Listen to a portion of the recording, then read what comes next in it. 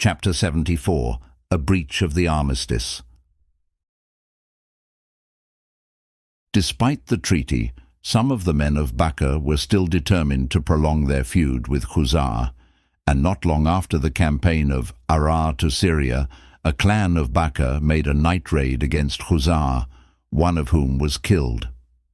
In the fighting which ensued, some of which took place inside the sacred territory, Quraysh helped their allies with weapons, and 1 or 2 men of Quraysh took part in the fighting under cover of darkness. The Bani Ka'b of Khuzā' immediately sent a deputation to Medina to inform the Prophet of what had happened and to ask for his help. He told them they could rely on him and sent them back to their territory. When they had gone, he went to Aisha, who could see from his face that he was in great anger. He asked for some water to perform his ablution, and she heard him say as he poured it over himself, "May I not be helped if I help not the sons of Ka'b?" Meantime, the Meccans were exceedingly troubled as to the possible consequences of what had happened, and they sent Abu Sufyan to pacify the Prophet, if need be. On his way, he met the men of Khuzā' returning home, and he feared he was too late. His fears were increased by the inscrutable demeanor of the Prophet. "O Muhammad," he said, "I was absent at the time of the truce of Hudaybiyah, so let us now strengthen the pact and prolong its duration." The Prophet parried his request with the query, "Has aught befallen to break it on your side?" "God forbid," said Abu Sufyan uneasily. "We likewise," said the Prophet, "are keeping to the truce for the period agreed upon at Hudaybiyah. We will not modify it, neither will we accept another in its place." He was clearly not prepared to say more, so Abu Sufyan went to see his daughter, Habiba, hoping she might agree to intervene on his behalf. They had not met for 15 years. The best place to sit was the Prophet's rug, but as he was about to take his seat, she hastily folded it up from beneath him. "Little daughter," he said, "is this rug too good for me, think you, or am I too good for it?" "It is the Prophet's rug," she said, "and you are an idolater, a man unpurified." Then she added, "My father, you are lord of Quraysh and their chief. How is it that you have failed to enter Islam, and that you worship stones which neither hear nor see?" "Wonder of wonders," he said, "am I to forsake what my fathers worshipped to follow the religion of Muhammad?" And feeling that no help was to be expected from her, he went to Abu Bakr and others of the companions to ask them to intercede on his behalf for a renewal of the pact, for he was now sure, although the Prophet had not said so, that he considered the pact to have been abrogated by the recent fighting. But it would serve the same purpose as a renewal of the pact, that is, it would prevent bloodshed, if some man of influence would grant a general protection between man and man. Abu Sufyan suggested this alternative to Abu Bakr, but he merely answered, "I grant protection only within the scope of protection granted by the Messenger of God." Others replied much the same, and finally Abu Sufyan went to the house of Ali, making much of their kinship, for they were both great-grandsons of the 2 brothers Hashim and Abdu Shams. But Ali said, "Alas for you, Abu Sufyan! The Messenger of God has resolved not to grant your request, and none can speak to him in favor of a thing when he is averse to it." For the companions knew well that the revelation had said to the Prophet, "Consult them about affairs, and when you are resolved, then trust in God," and they had come to know by experience that when the Prophet had reached the degree of resolution he had clearly reached on this occasion, it was useless to seek to deter him. Abu Sufyan now turned to Fatima, who was present, with Hassan sitting on the floor in front of her. "O daughter of Muhammad," he said, "bid your little son grant protection between man and man, that he may become forever the lord of the Arabs." But Fatima replied that boys do not grant protection, and Abu Sufyan turned again to Ali in desperation and begged him to suggest some course of action. "I see nothing for it," said Ali, "but that you yourself should rise and grant protection between man and man. you are lord of Kinana." "Would that avail me aught?" said Abu Sufyan. "By God, I think not so," said Ali, "but I find naught else for you to do." So Abu Sufyan went to the mosque and said in a loud voice, "Behold, I grant protection between man and man, and I do not think that Muhammad will fail to uphold me." Then he went to the Prophet and said, "O Muhammad, I do not think you will disavow my protection." But the Prophet merely answered, "That is what you think, O Abu Sufyan." And the Umayyad chief returned to Mecca with great misgivings. The Prophet began to prepare for a campaign, and Abu Bakr asked if he also should make ready. The Prophet said he should, and told him that they were going out against Quraysh. "Must we not wait for the time of the truce to run out?" said Abu Bakr. "They have betrayed us and broken the pact," said the Prophet, "and I shall attack them. But keep secret what I have told you. Let one thinker think that God's messenger is for Syria, and let another think he is for Thaqif, and another for Hawazin. O God, take from Quraysh all sight of us, and all tidings of us, what we are about, that we may come suddenly upon them in their land." In answer to this prayer word came to him from heaven that one of the emigrants, Hatib by name, had somehow learned the secret and had sent a letter to Quraysh to warn them of the impending attack. He had given it to a woman of Muzayna who was travelling to Mecca, and she had hidden it in her hair. The Prophet sent Ali and Zubair after her, and having failed to find the letter in her baggage, they threatened to search her if she did not produce it. So she gave them the letter, and they took it to the Prophet, who sent for the writer of it. "What made you do this, O Hatib?" he said. "O Messenger of God," he answered, "I am indeed a believer in God and his messenger. I have not changed my belief, and naught else has taken its place. But I am a man without standing amongst the people of Mecca, without kinsmen of influence, and for the sake of my son and my family who are there in their midst, I sought to win their favour." "O Messenger of God," said Umar, "let me strike off his head. The man is a hypocrite." But the Prophet said to him, "How know you, O Umar, that God has not looked upon the men of Badr and said, 'Do what you will, for I have forgiven you'?" The Prophet now sent messengers to those of the tribes whom he felt he could now rely on for help, with a general summons to be present in Medina at the beginning of the next month, which was Ramadan. The Bedouin faithfully responded, and when the appointed day came, the army was the largest that had ever set out from Medina. No able-bodied Muslim stayed behind. The emigrants were 700, with 300 horse.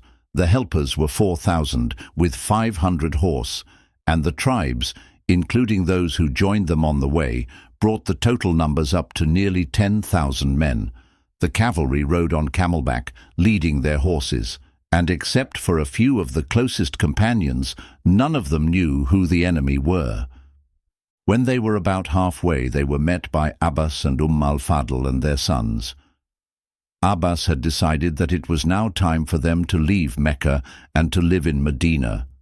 The Prophet invited them to join his expedition, which they did, to the joy of Maymuna, who had come with the Prophet. Salama was also with the Prophet, and at one of the next halts she was told that 2 men of Quraysh were in the camp and wished to speak with her. One of them was her half-brother Abdallah, the son of her father, and the Prophet's aunt Atika. The other was a son of the Prophet's eldest uncle Harith, the poet Abu Sufyan, a one-time nursling of Halma. He had with him his small son Ja'far. Both men had been close to the Prophet until the revelation came, when they turned against him. Now they had come to seek his forgiveness and to ask Salama to intercede for them. She went to the Prophet and said, "Your wife's brother, son of your aunt, is here, and your uncle's son, who is your foster brother." But he said, "I have no call to see them. As to my brother," he meant her brother Abd Allah, "he said unto me what he said in Mecca, and as to my uncle's son, he has brought dishonor upon me." Abu Sufyan had satirized him in his poems. She pleaded for them, but to no effect. And when she told them this, Abu Sufyan said, "Either he shall see me, or I will take my son by the hand and go out into the desert until we die of thirst and hunger. And you," he meant the Prophet, "are the most long-suffering of men, even apart from my kinship with you." When she repeated this to the Prophet, he relented and agreed to receive them in his tent, where they both uttered their professions of faith, and both made good their Islam. During the march on one of these days, the Prophet saw a bitch lying by the side of the road with a litter of recently born pups, which she was feeding, and he was afraid that she might be molested by one or another of the men. So he told Juwail of Damra to stand on guard beside her until every contingent had passed. The name Juwail still clung to him, despite the new name of Umar, which the Prophet had given him.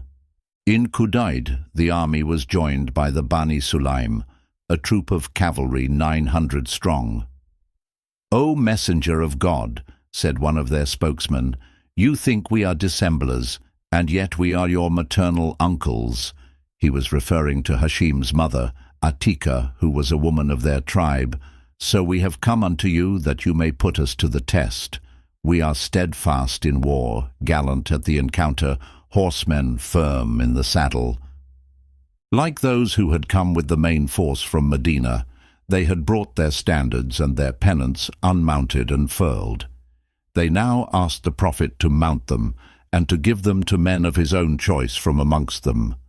But the time had not yet come for the flying of flags, nor did he yet tell them where they were going. At the outset, the Prophet had sent a man through the army to proclaim, "He that would keep his fast, let him keep it, and he that would break his fast, let him break it." In case of travel in Ramadan, it was permissible to break the fast, provided that the full number of days missed were fasted later. The Prophet himself and many others fasted until they were within a certain distance of the sacred territory. Then he gave orders to break the fast.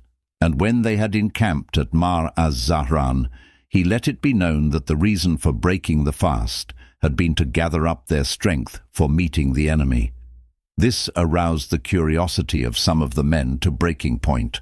From Mar az-Zahran, Mecca could be reached in one long day's march, and easily in two. But in view of the truce, it was unlikely that they had come out against Quraysh. Their camp was also on the way to the territory of the hostile tribes of Hawazin.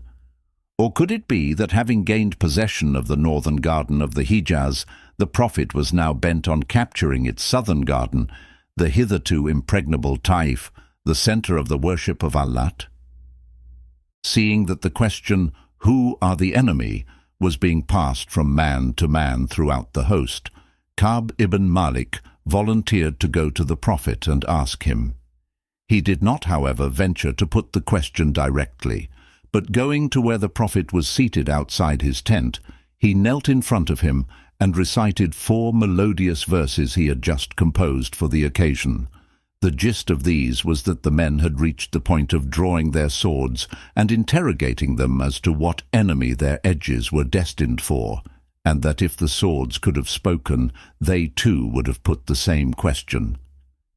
But the Prophet's only answer was a smile, and Ka'b had to return to the men with nothing achieved.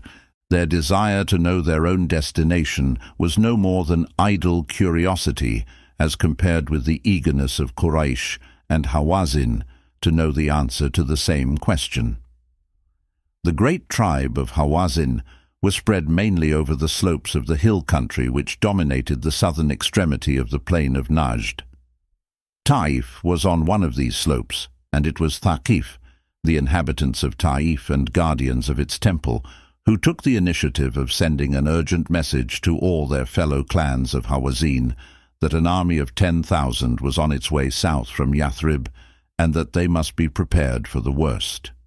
Most of the clans immediately responded, and troops began to assemble at a point of vantage to the north of Taif. As to Quraysh, although they would have liked to think that Taif was in danger rather than Mecca, they were conscious of having broken the pact.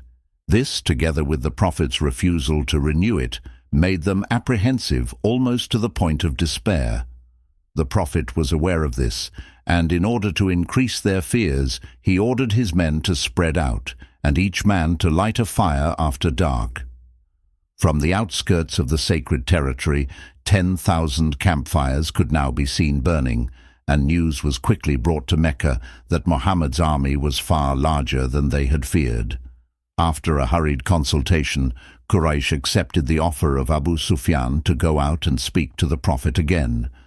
With him went Hakim, Khadija's nephew, who had done his best to stop the Battle of Badr, and Budayl of Khuza'ah, who had helped the Prophet at Hudaybiyah and who had recently accompanied some of his clansmen to Medina in connection with the rupture of the pact. As they approached the camp, already within earshot of the grumbling of the camels, they saw a man on a white mule coming apparently to meet them. It was Abbas, who had slipped out of the camp, hoping to find someone on his way to the city who could take a message for him to Quraysh. It was imperative, he thought, that they should send a deputation to the Prophet before it was too late.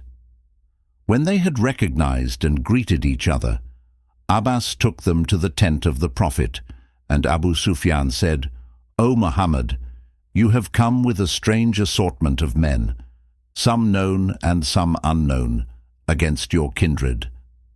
But the Prophet cut him short. "It is you who are the transgressor," he said. "You broke the pact of Hudaybiyah and abetted the attack on the Bani Kab, thereby sinfully violating the holy precinct of God and his sanctuary." Abu Sufyan sought to change the subject somewhat. "Alas," he said, "had you but turned your anger and your strategy against Hawazin, for they are further from you in kinship and fiercer in enmity against you." "I hope," said the Prophet, "that my Lord will grant me all of that, by victory over Mecca, by the triumph therein of Islam, and by the rout of Hawazin, and that he will enrich me with their goods as plunder and their families as captives." Then he said to the three men, "Bear witness that there is no God but God, and that I am the messenger of God." Hakim and Budayl thereupon made their professions of faith, but Abu Sufyan testified, "There is no God but God," and then was silent. When told to pronounce the second testification, he said, "O Muhammad, there is still in my soul a scruple about this. Give her a respite." So the Prophet told his uncle to take them to his tent for the night. At dawn, the call to prayer was made throughout the camp, and Abu Sufyan was greatly shaken by the sound of it. "What are they about?" he said. "The prayer," said Abbas. "And how often do they pray each day and night?" said Abu Sufyan, and when told that the prayers were 5, he said, "By God, it is too much." Then he saw the men eagerly crowding and jostling each other, that they might be splashed with water from the Prophet's ablution, or have some drops of what was left from it, and he said, "O Abul Fadl, I have never seen such sovereignty as this." "Out upon you," said Abbas. "Believe." "Take me to him," said Abu Sufyan, and after the prayer, Abbas took him again to the Prophet, and he testified to his prophethood that he was indeed the messenger of God. Abbas took the Prophet aside and said, "O messenger of God, well know you the love of Abu Sufyan for honor and glory. Grant him therefore some favor." "I will," said the Prophet, and going to the Umayyad chief, he told him to return to Quraysh and say to them, "Whoso enters the house of Abu Sufyan shall be safe, and whoso locks upon himself, his door shall be safe, and whoso enters the mosque shall be safe."